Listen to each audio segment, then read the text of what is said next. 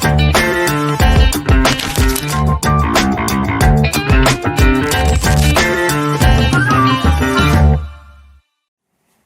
guys, gimana nih kabar teman-teman semua? Kak Sevilla gimana nih kak kabarnya? Kabar aku baik dong. Gimana nih kabar kamu, Jess? Alhamdulillah baik dong kak. Jadi hari ini kita bakal kedatangan bintang tamu yang pastinya keren banget. Tapi sebelum kita lanjut ke acara selanjutnya, kenalan diri dulu dong. Boleh dong kak. Kenalin, nama aku Sevilla Rifa Arsita, biasa disapa Sevilla. Dan aku Jesslyn Putri Astrianisi atau biasa disapa Jesslyn.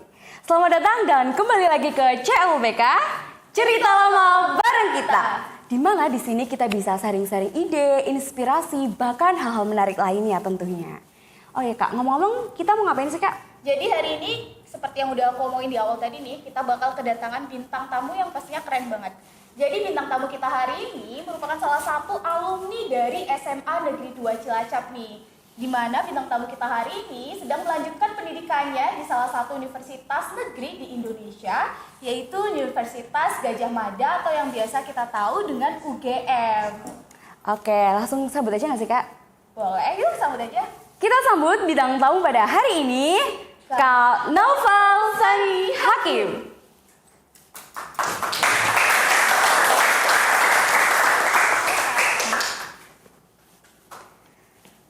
Hai Kak Naufal, gimana nih Kak kabarnya?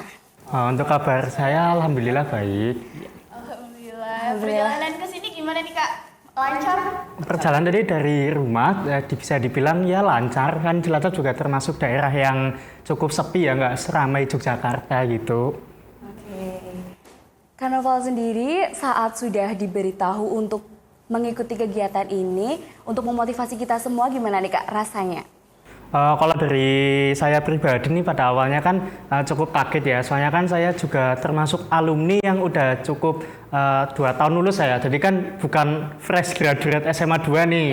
Nah dari itu kayak gimana tadinya pada awalnya nih dari saya pribadi itu mau menolak, terus terang aja, soalnya kan ada kegiatan yang emang harusnya saya temuin, cuma karena itu kegiatan itu belum pasti, jadi apa salahnya sih, yang pasti-pasti aja saya datang ke SMA 2 ini lagi gitu. Ternyata ada cerita di balik Kak Naufal yang datang ke acara kita pada hari ini. Benar banget dong. Oke Kak Naufal boleh dong Kak kita perkenalan lebih dalam lagi supaya kita dan teman-teman semua di rumah bisa kenal Kak Naufal lebih dalam. Oke, sebelumnya perkenalan nih. Oke ya, perkenalkan nama saya Naufal Sani Hakim. Saya dari Cilacap, sekarang saya merupakan salah satu mahasiswa dengan jurusan Prodi dari Penyuluhan Pertanian di Fakultas Pertanian di Universitas Gadjah Mada, Yogyakarta gitu. Keren banget ya Jess. Bener banget. Kan Kak Naufal tadi kalau nggak salah lulusan SMA Negeri 2 Cilacap kan Iya tentunya. Nah Kak Naufal sendiri waktu itu kalau nggak salah waktu pandemi ya Kak? Apanya nih? Waktu sekolah di SMA-nya? Saya masuk di sini tuh offline, habis itu pandemi, habis itu kelas 3-nya tuh kelas 12-nya itu offline lagi. Oke, berarti waktu offline nih Kak, daring dong. Nah, waktu itu juga Kak Naufal tuh gimana sih Kak cara menghadapi pembelajaran di SMA dalam kondisi pandemi gitu Kak? Kalau dari saya pribadi nih, kan terus terang aja, kalau saya itu kan bukan tipe yang akademis banget, maksudnya yang nggak melulu mengejar peringkat di kelas gitu. Kalau saya lebih ke prinsip tuh learning by doing, kita belajar dari pengalaman, dan itu membuktikan saya bisa berada di titik ini sesuai ya, tapi tidak bisa menyalahkan prinsip-prinsip yang lain. Itu kan prinsip setiap orang beda-beda, cuma kalau dari saya pribadi seperti itu. Nah kembali lagi waktu pandemi itu saya belajar ya, pagi bangun terus kelas online gitu, absen. Setelah itu ketika ada tugas ya mengerjakan, dan nggak dapat dipungkiri juga ya waktu pandemi pasti kan ketika ada tugas pasti kita saling kerjasama antar teman, itu udah nggak mungkin enggak lah, baik itu anak SD sampai SMA pasti bakal gitu. Dan terus terang saya juga melakukannya sama seperti itu. Cuma kalau balik lagi di saya pribadi, semisal ada tugas yang emang saya itu belum tahu sama sekali, saya itu coba kerjain lebih dulu, atau semisal saya mendapatkan contekan dari teman, saya coba pelajarin lagi gitu loh. Jadi semasa pandemi saya tetap mendapatkan ilmu, tetap mendapatkan suatu hal yang bisa menjadikan diri saya itu lebih baik lah gitu, bisa bermanfaat juga gitu. Menginspirasi banget gak sih buat Betul. kita. Jadi kayak banyak orang yang nyontek tuh tinggal nyalin aja. Bener-bener. Tapi Kak Naufal ini sosok yang nyontek, tapi kita harus pelajarin. Jadi kalau kita nggak Dipahami ngerti, gitu. kita juga bisa nanya ke teman kita. Betul. Kak Naufal waktu di SMA ini mengikuti organisasi apa aja Kak? Atau ekstra apa aja gitu? Kalau dari balik lagi ke kelas 10 dulu, tahun 2019 ya, saya itu mengikuti 2 organisasi pada saat itu. Yang pertama itu OSIS, dan yang kedua itu ada PMR kali itu. Saya mengikuti organisasi itu dengan alasan waktu OSIS itu kan saya emang tertarik dengan kayak eksekutif lah dari sejak saya SMP. Saya pengen melatih public speaking saya, leadership saya, bagaimana cara berkomunikasi dengan orang lain gitu. Sedangkan di PMR sendiri itu saya sejak SMP itu emang suka kesehatan gitu. Tapi kesehatan itu lebih ke teknis yang menolong, yang terjun ke lapangan gitu loh. Alih-alih yang emang mempelajari tentang mungkin biologi atau zat-zat semacam itu, saya lebih enak yang kemanusiaan terjun lapangan seperti itu. Dan untuk selanjutnya, untuk yang waktu kelas 11 saya memutuskan untuk nggak ikut PMR lagi karena waktu itu saya kebetulan juga diamanahin untuk menjadi salah satu kandidat ketua OSIS dan saya lebih ke memfokuskan ke salah satu bidang aja seperti itu. Tapi waktu dulu Kak Naufal ikut OSIS itu OSIS di tingkat sekolah aja atau ikut yang kabupaten juga nih? Kalau saya pribadi waktu kelas 10 itu masih ikut yang ini ya, tingkat sekolah, yang tingkat Semanda. Waktu kelas 11 itu saya diamanahin untuk mewakili sekolah untuk mengikuti yang tingkat kabupaten juga. Atau yang mungkin teman-teman kenal itu Forum OSIS Cilacap gitu. Mungkin boleh Kak ceritain gimana masa Kak Naufal berproses sampai bisa ikut OSIS di tingkat sekolah sama di kabupaten. Apalagi waktu itu memegang jabatan sebagai ketua ya Kak? Iya. Prosesnya ya, oke ya, mungkin kalau dari kelas 10 ya, ceritain dulu saya ada di BINSIS atau divisi 10, divisi 1, yaitu kerohanian, agak lupa emang. Nah, habis itu tuh ketika saya kelas 11, itu kan pandemi, waktu itu saya diamanain, waktu itu kelas 10, semester genap tuh diamanain buat menjadi volunteer dari SMA 2 mengikuti kegiatan Cilacap Leadership Project, yaitu kegiatan anak SMA tentang mengenai kepemimpinan, yaitu ada kemah segala macam seperti itu. Nah, waktu itu saya dipilih untuk menjadi wakil, tapi ketua saya pada saat itu merupakan memiliki kesibukan yang lain, jadi saya ditukar jabatan. Jadi waktu event tersebut saya menjadi ketuanya dan yang tadinya ketua jadi wakilnya seperti itu. Nah, ketika event itu ingin berjalan, ada pandemi. Nah, waktu pandemi kan kita nggak boleh kumpul. Nah, itu padahal kita ada program kerjanya untuk ngecamp. Nah, itu kan suatu hal yang kontradiktif yang tidak bisa dilakukan secara bersama-sama. Nah, maka dari itu untuk plan itu, event itu dipending dulu hingga waktu itu mungkin lebih membaik ya untuk suasananya. Nah, pada saat itu ada dari pihak kayak Forum OSIS Cilacap yang tahun sebelumnya itu bilang, ini kan Forum OSIS Cilacap pada tahun sebelumnya berarti tahun 2019-18 lah, itu dikatakan kurang aktif. Nah, pada saat itu saya bersama ini ketua satu saya dulu, Indri, itu kan sama-sama dari SMA 2, itu diamanain buat ikut Forum OSIS Cilacap pada jabatan tersebut 2020 kalau tidak salah. Nah, pada itu terjadilah mulai kita mengaktifkan. Jadi secara tidak langsung saya juga sebagai yang mengaktifkan Forum OSIS Cilacap lagi yang pada sebelumnya itu kurang aktif gitu, seperti itu. Oke, keren banget. Iya dong. Terus menurut Kak Naufal nih, menggemban 2 organisasi sekaligus dengan jabatan sebagai ketua di masa pandemi yang emang waktu itu tuh buat komunikasi aja sebenarnya susah ya, apalagi buat mengorganisasikan suatu organisasi. Menurut Kak Naufal gimana sih caranya menjalankan roda organisasi khususnya pada masa pandemi sebagai ketua gitu?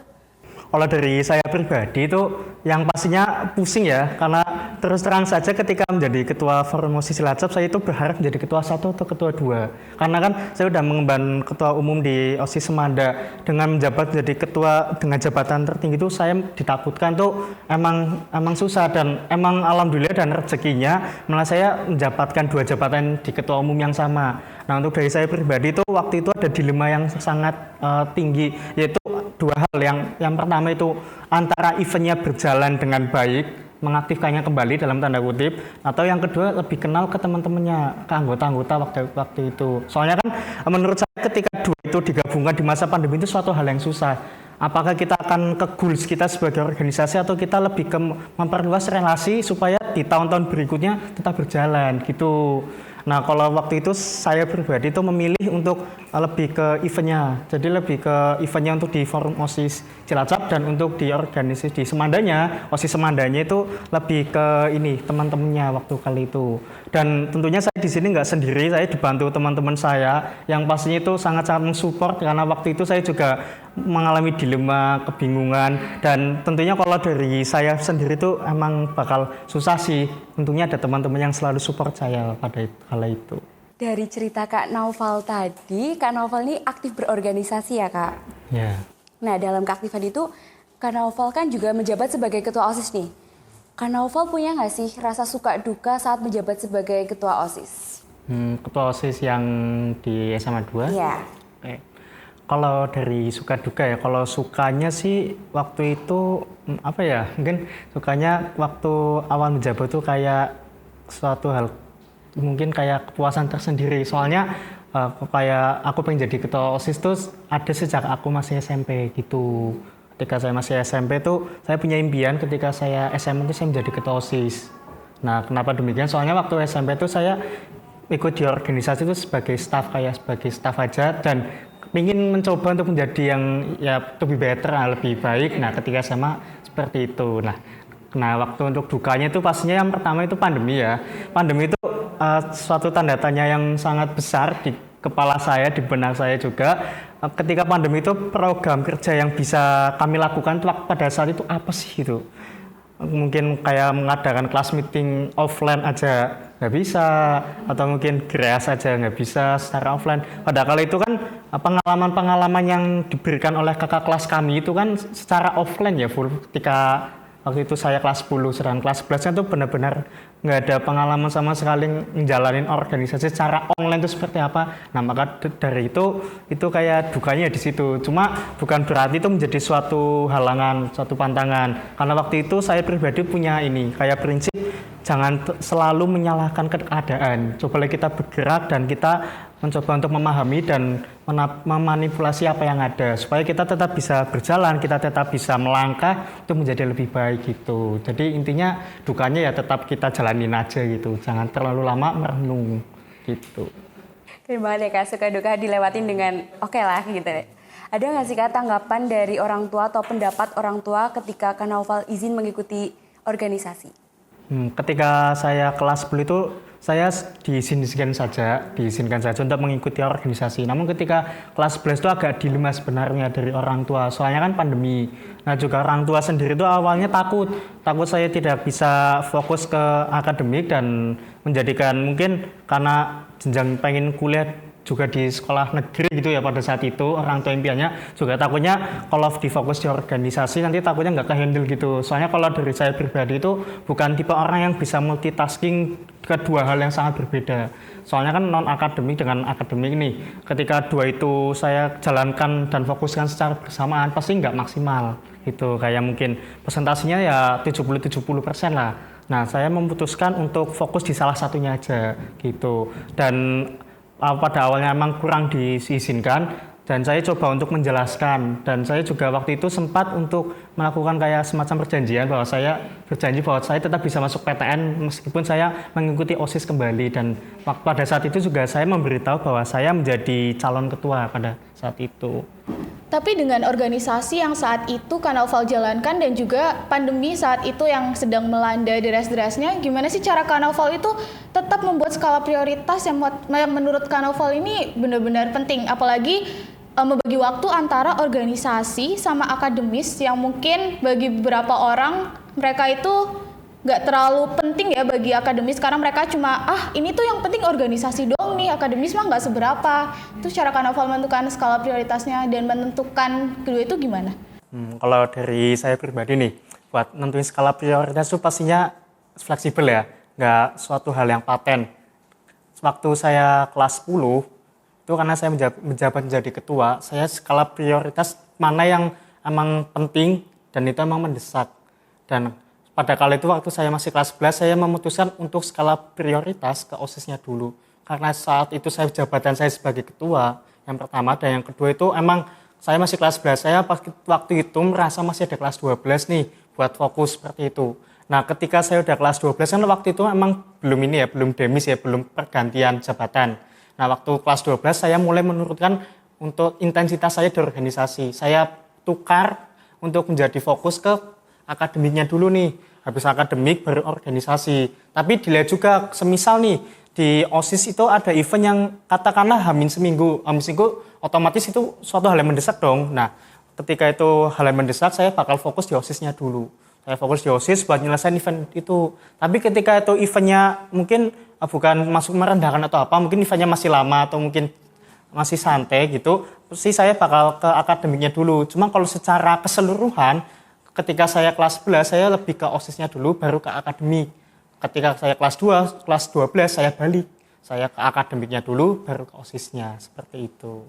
Tapi ketika kakak duduk di bangku SMA ini udah punya tujuan gak sih ke depannya tuh mau kemana? Kayak mungkin mau ke universitas apa, atau mungkin ke depannya aku pengennya gini nih, kalau aku suka kesehatan berarti aku harus ke sini, atau berpikirnya itu akhir-akhiran gitu?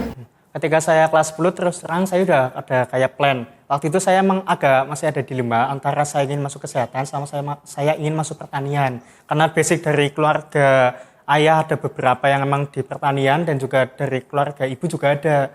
Dan itu menurut saya cukup menjanjikan karena kebanyakan tuh di pertanian di bidang sawit sama kopi gitu. Nah maka dari itu saya coba ini nih pilih yang mana, dan sudah stop sampai situ saya organisasi. Ketika saya kelas 12 saya melihat nih ketika saya hampir 3 tahun di SMA, ternyata saya tidak begitu menyukai biologi. Sedangkan kesehatan pasti sangat lekat dengan biologi. Nah, maka dari itu saya tidak ingin mencoba hal yang kayak bisa ya. Saya mencoba untuk hal yang pasti aja. Ketika saya di komunikasi cukup bagus nih, dan saya di pertanian juga cukup intens karena ketika saya di pandemi itu cukup beberapa kali membantu ayah saya untuk ke sawah gitu, bantu panen juga gitu. Jadi interest saya di pertanian itu lebih tinggi lah. Nah maka dari itu ketika saya kelas 12 awal saya memutuskan untuk masuk pertanian. Dan ketika saya di kelas itu kan saya sekelas ada 10 cowok ya. Yeah. Itu satu-satunya yang nggak mau masuk di teknik itu cuma saya. Jadi sebelumnya itu kayak pengen nyoba-nyoba di teknik gitu. Dan ketika itu saya satu-satunya cowok yang benar-benar say no untuk masuk teknik itu. Karena emang pada dasarnya saya sudah punya tujuan sejak kelas 10, dan ketika kelas 12 saya sudah memastikan dan memantapkan mau masuk mana. Cuma pada saat itu untuk univnya sendiri, kalau dari saya pribadi emang pengen kalau nggak masuk UGM, IPB, UI, cuma 3 itu. Dan waktu pendaftaran saya udah nyoba UGM yang pertama gagal, dan saya mencoba di IPB juga gagal kala itu. Cuma ketika saya mencoba di UGM kedua kalinya, alhamdulillah saya bisa diterima di situ.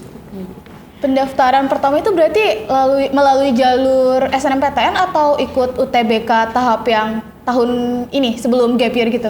Kalau saya itu waktu ditolak di UGM, saya itu ngambil di SNMPTN pada saat itu. Mungkin kalau sekarang namanya SNBP ya. Benar. Nah kalau yang IPB itu waktu itu saya pakai jalur ketua OSIS. Kan ada itu pendaftaran jalur ketua OSIS di IPB. Nah itu dua-duanya ketolak. Cuma waktu itu ya saya ya udahlah ketolak, jangan terlalu lama termenung. Terus coba lagi di UTBK, di UGM lagi dengan jurusan yang sama. Ketika saya daftar SNMPTN benar-benar sama plek.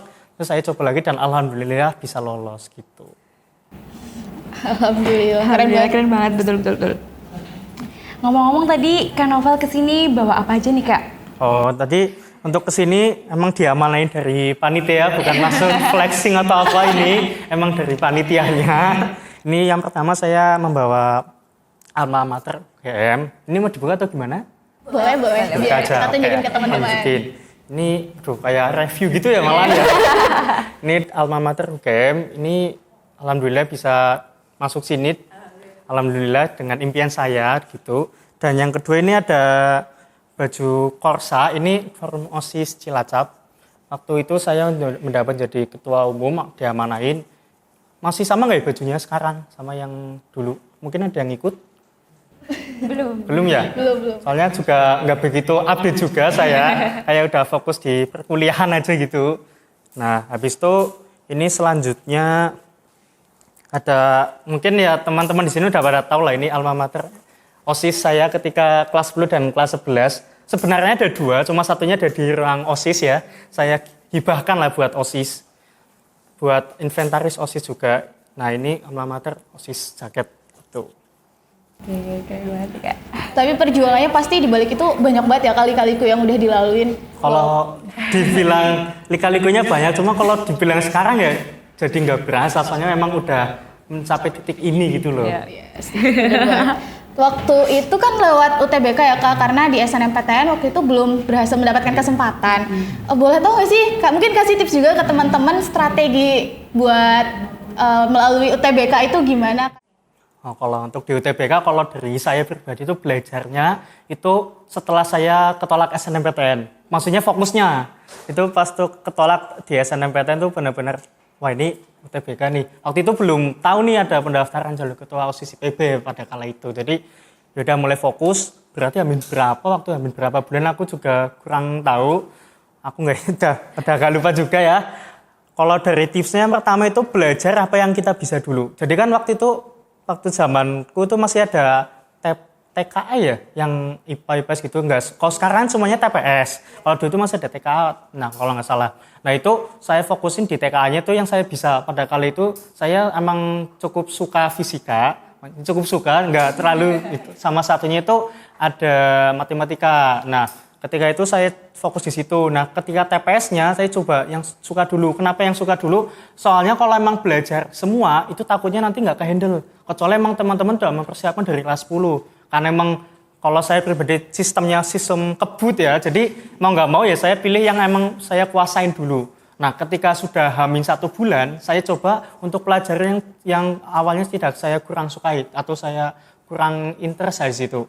Nah tapi di antara dua bagian itu kita waktu udah hamin seminggu itu benar-benar harus diseimbangkan gitu. Maka dari itu untuk pemilihan jurusan UTBK itu benar-benar harus sesuai dengan apa yang kita sukai, terutama di mata pelajarannya. Soalnya kan kalau misalnya emang kita dipaksa takutnya nanti nggak maksimal, nanti kan malah mungkin kesannya kalau dari aku pribadi jadi kayak buang-buang duit gitu loh dan buang-buang waktu aja.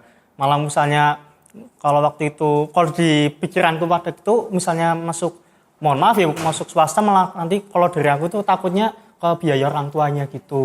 Seperti itu, bukan maksud untuk merendahkan teman-teman yang ada di swasta atau apa, cuma di dalam pikiranku pada saat itu ya takutnya membebani, seperti itu sih. Kak Naufal pernah nggak sih mengalami stres atau bahkan lelah dalam proses mengejar PTN? Kalau lelah di mengejar PTN tuh ya kembali lagi saya itu emang belajar itu dari pengalaman. Jadi kalau dibilang stres mungkin kalau tanggapan saya itu nggak berlangsung lama. Kayak mungkin ya kalau ini nggak tahu nih kalian teman-teman di sini ya atau enggak. Cuma kalau saya itu biasanya kalau malam merenung ya besoknya ya udah belajar lagi, kalau enggak ya main game gitu, udah diulangin lagi gitu. Mungkin kalau malamnya merenung lagi besoknya gitu lagi. Jadi nggak sampai yang kepikiran seminggu full gitu, enggak sih kalau dari aku pribadi. Kayak ya udah jalanin aja. Yang penting kita yakin. Soalnya kalau emang nggak yakin tuh biasanya keraguan itu yang membuat kita gagal, biasanya sih gitu. Jadi kita nggak boleh larut-larut dalam pikiran kita. Kita harus ngejalanin ke depannya. Lalu setelah Kak Naufal resmi diterima sebagai mahasiswa UGM, Kak Naufal mengikuti organisasi nggak Kak di kampus? Kalau dari saya itu tetap mengikuti, cuma saya mengurangi untuk keaktifannya. Kayak mungkin bisa dikatakan saya pribadi kayak lelah di waktu SMA gitu loh. Kayak mungkin secara sosial energi kayak pengen lebih santai, pengen jadi mahasiswa yang biasa aja. Kalau waktu saya semester 1-2 saya mengikuti BEM fakultas. Jadi kalau di di UNIF itu pasti ada 2 tingkat BEM. Yang satu BEM universitas yang keseluruhan dan yang kedua itu ada BEM fakultas yang itu hanya setiap fakultas ada. Nah, kalau saya pribadi ikutnya yang BEM fakultas gitu. Tapi menurut Kak Naufal sendiri organisasi di masa kuliah tuh penting nggak sih? Apalagi kita kan harus kejar-kejaran sama IPK tuh.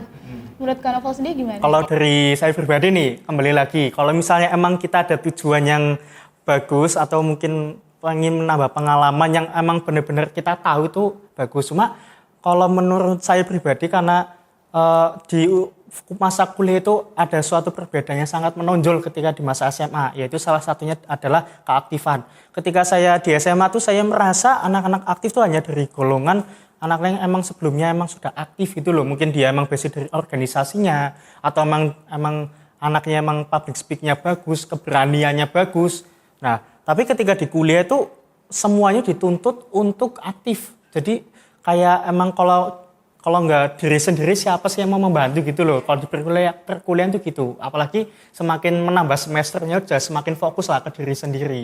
Nah semisal kalau dari saya pribadi, kita nggak punya tujuan di organisasi mau ngapain, kalau emang cuma basicnya nambah pengalaman aja yang masih sifatnya umum, belum ada pengen tujuan khusus tuh, menurut saya kurang worth it sih buat diikuti. Lebih baik kita mengikuti kepanitiaan yang skalanya lebih kecil.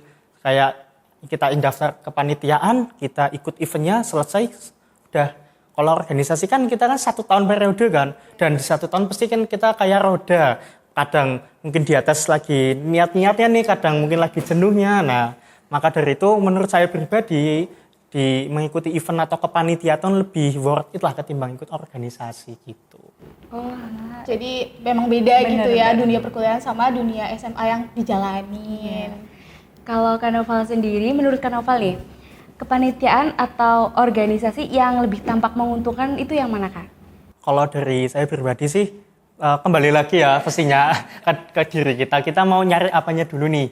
Kalau memang kita nyari buat bikin CV untuk suatu saat untuk kerja atau untuk mungkin mendaftar suatu organisasi yang lebih tinggi atau yang di luar kampus nih, itu kan pasti membutuhkan CV. Nah itu biasanya ibaratnya buat kita farming CV itu kan bisa di kepanitiaan, kan karena jangka waktunya relatif lebih singkat.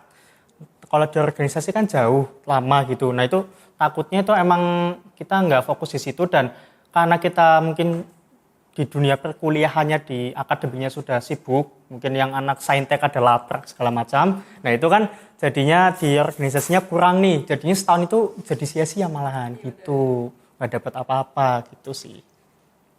Sistem organisasi di kuliah sama di sekolah tuh sama atau beda sih Kak? Sistem kalau di perkuliahan kalau yang saya rasakan tuh di kuliah itu lebih struktural. Jadi antara jabatan tuh benar-benar tahu batasan mana job desk-nya. Kayak kalau mungkin pengalaman aku di SMA 2 di Semanda itu ketika saya menjadi Binsi 1 Rohani, kan saya mungkin di GREAS juga bisa bantu di bidang di luar itu. Sedangkan ketika di fakultas saya mengikuti BEM itu benar-benar waktu itu saya menjabat jadi staf di aksi dan propaganda itu kayak yang demo-demo masalah isu-isu gitu. Nah itu emang fokusnya di situ. Jadi buat kegiatan lain tuh benar-benar kalau nggak mau ya nggak usah ikut, nggak apa-apa gitu loh. Kalau di OSIS kan kita mau ada event ya kelas meet ya kita harus ikut kan. Mau kita backgroundnya di binsis mana, kita mau jabatan kita apa ya kita tetap kontribusi. Sedangkan kalau di fakultas itu di perkuliahan tuh scope-nya lebih jelas gitu loh, lebih kerucut, lebih pasti gitu. Jadi emang lebih struktural, terus juga pembagian kerjanya tuh emang sudah per divisinya ya Iya, Kak? Jadi lebih kalau pasti. misal ada event itu emang divisi itu yang Iya. bekerja. Oke. Kak Noval ngomong sudah semester berapa Kak? Kalau dari saya semester 4. Waduh. Semester 4 udah mau mulai masuk ke semester yang ke atas nih Iya, ya. betul. Semoga aja cepat lulus. Amin Kak. Ini tadi kan Kak Noval bilang bahwasanya Kak Noval di kampus juga mengikuti organisasi nih Kak. Cara menyeimbangkan antara akademik di kampus sama organisasi yang dijalankan Kak Noval itu gimana? Apalagi organisasinya kelihatannya lebih spesifik dan berat nih Kak. Kalau dari saya masih sama dengan teknik saya ketika masuk SMA, menggunakan skala prioritas ya pastinya. Lihat tuh kalau di organisasi ada event nggak? Soalnya kalau di organisasi di kuliah di BEM itu eventnya itu nggak selalu ada, maksudnya kayak event satu selesai habis itu ada lagi nggak. Jadi katakanlah setahun 12 bulan lah ya, kita 12 bulan, mungkin di bulan Januari ada event, nanti ada event lagi di bulan April atau Mei gitu loh. Jadi emang nggak selalu gini grafiknya bisa naik turun. Nah ketika emang lagi slow, lagi nggak ada event di bagian, kalau di BEM itu namanya kementerian saya nggak ada event, ya udah saya fokus ke akademik dulu. Soalnya kan saya juga saintek, banyak laprak gitu, jadi ya fokusin ke ngerjain lapraknya daripada ngulang matkul kan. Iya sih, bener. Udah nambah lama lulusnya juga makan biaya juga gitu. Tapi sejauh ini menjadi mahasiswa semester 4, kira-kira hal yang paling berkesan selama menjadi mahasiswa UGM itu apa Kak? Kalau pertama ya pasti waktu PPSMB ya, kalau di UGM jelas. waktu masuknya itu ya. Soalnya kan kalau dari saya pribadi kan masuk UGM ketika maksudnya ini waktu udah saya masuk ya, itu di saya berbenak saya itu nggak cuma untuk diri saya, ini saya juga bisa menjadi pembuka jalan buat adik-adik kelas saya loh. Siapa tahu ada yang pengen masuk UGM juga, udah ada kakak kelas yang membuka jalannya gitu. Nah, ketika saya masuk itu, karena waktu angkatan saya itu yang masuk UGM itu hanya 2 anak, satu dari anak SNMPTN dan SBM-nya itu saya. Itu benar-benar kalau dari saya itu antara seneng banget waktu itu dan bingung karena waktu PPSMB itu ada yang namanya kayak foto yang satu sekolah gitu loh. Yang lain tuh saya lihat tuh banyak itu loh, kayak mungkin 20-30 anak kayak dengan satu sekolah yang sama. Sedangkan saya cuma berdua pada kali itu dan nggak ketemu lagi gitu. Dan selain itu ya waktu event-event sih, waktu itu saya mengikuti event yang cukup besar, itu event Jogja Jana namanya. Itu event yang kayak promosi tentang departemen saya, tapi sekaligus juga ada konsernya. Nah, waktu itu saya mengikuti di divisi acara, itu cukup crowded, cukup sibuk, dan itu memusingkan karena event kepanitiaannya itu memakan waktu 7 bulan hingga hari hanya. Tapi waktu hari hanya itu benar-benar puas dan senang banget karena di luar kayak ekspektasi yang tadinya mungkin penontonnya hanya sekian, itu bisa di atasnya gitu. Kerja kerasnya akhirnya terbayar. Iya, betul sekali. Lanjut JJS. Oke. Tapi sebagai mahasiswa semester 4, sekarang tuh masih ikut organisasi juga gitu nggak Kak? Kalau saya sekarang masih, tapi bukan di BEM lagi. Saya udah nggak di BEM, sudah ikut yang lingkupnya departemen. Jadi kalau di UGM itu kan yang paling bawah itu ada program studi nih. Atasnya ada departemen, atasnya ada fakultas, atasnya itu ada klaster, baru univ gitu. Nah, yang tadinya saya tingkat BEM itu tingkat fakultas. Nah, di bawahnya lagi itu ada departemen. Nah, departemen saya itu diisi dengan 2 jurusan. Satunya saya penyuluhan, satunya agribisnis. Ada 2 jurusan prodi. Nah, itu saya ikut di itunya organisasi di departemennya gitu. Keren banget Kak. Kak Novel punya nggak sih Kak tips and triknya bisa jadi orang yang berani, aktif, dan bisa public speaking? Kalau dari saya terus terang, waktu saya SD itu saya itu anak yang pemalu. Waktu SD saya itu mengikuti lomba pesta siaga yang pramuka itu ketika lomba itu kan masih ada dokumentasi sama orang tua saya. Ketika lomba itu, ketika difoto pasti saya selalu menghadap ke bawah kayak gini. Itu selalu. Mata saya itu benar-benar nggak berani buat natap mata orang lain, apalagi kamera gitu, nggak berani sama sekali. Tapi ketika saya SMP, saya coba untuk belajar ngomong lah di depan. Pada awalnya itu saya nggak pede. Gimana sih kayak ngomong tuh susah banget tuh. Entah itu ngeblank, entah itu nggak tahu apa yang mau diomongin, entah itu grogi sendiri. Nah itu mencobalah. Kayak pada awalnya untuk tips untuk beraninya, ya udah kayak bodo amat sih. Kayak kita nggak peduli apa yang tanggapan orang lain. Ya mungkin orang itu bakal menanggapi apa yang kita sampaikan, paling ya 1-2 hari kemudian juga udah lupa gitu. Dan pada awalnya untuk berani menatap lawan bicara kita itu, saya pribadi itu pasti awalnya itu menatap ininya, jidatnya kalau enggak rambutnya. Pada awalnya saya gitu, kayak soalnya kalau natap mata itu saya nggak berani, kayak malu gitu. Tapi karena mungkin pengalaman juga gitu, pada titik ini saya udah ya normal aja buat ngomong di depan orang atau mungkin dengan siapapun gitu. Kira-kira pencapaian terbesar Kak Novel sejauh ini apa Kak? Kalau pencapaian terbesar ya itu agak bingung juga ya. Saya merasa belum jadi suatu hal yang di titik maksimal gitu ya. Paling ya kalau saya bisa menjadi ketua OSIS itu kan juga impian saya dulu. Itu menurut saya pencapaian. Saya bisa masuk UGM juga, apalagi dengan jurusan yang saya inginkan itu juga menurut saya juga pencapaian sih gitu. Tapi Kak Novel sendiri tuh udah ada gambaran belum sih atau planning ke depannya itu mau ngapain, ataukah masih mau berlanjut organisasi?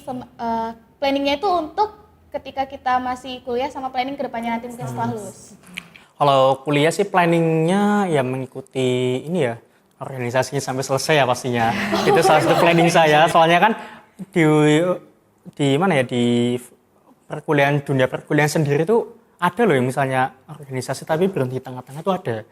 Ya mungkin ada masalah, nggak tahu juga. Tapi kalau saya pengennya ya sampai selesai gitu.